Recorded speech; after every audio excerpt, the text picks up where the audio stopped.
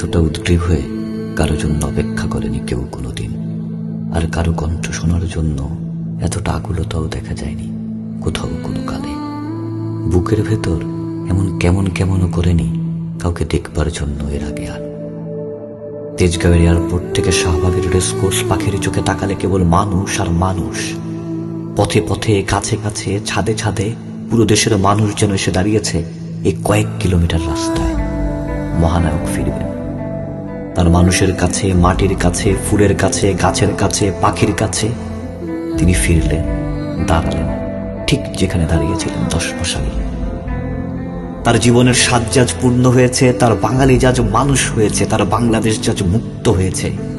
সূর্যের মতো উজ্জ্বল মহানায়কের কণ্ঠ তাই ভিজে উঠেছিল বারবার। পাগবে মানুষটিও কথা খুঁজে পাচ্ছিলেন না। কোন বিশেষণে বাঁধবেন তার এই অনুভূতি? চোখ মুছতে মুছতে হয়তো সেই বিশেষণে খুঁজছিলেন। আর ঝাপসা চোখে প্রাণ ভরে দেখছিলেন তার বাঙালিকে, তার মানুষকে। এই মানুষের জন্যই তো 24 বছর আগে ঘর ছাড়া হয়েছিলেন। প্রিয়তমার জন্য উচাটন, প্রিয় সন্তানের পিছুটান, সবকিছু অগ্রাহ্য করে এখানে ওখানে, জেলে সেলে দিনের পর দিন, মাসের পর মাস, বছরের পর বছর কাটিয়েছেন। এই মানুষের জন্য লড়তে লড়তেই তো টুঙ্গিপাড়ার খোকা হয়ে উঠেছে শেখ মুজিব, শেখ মুজিব হয়ে উঠেছে বঙ্গবন্ধু, আর বঙ্গবন্ধু হয়ে উঠেছে ইতিহাসের মহানায়ক।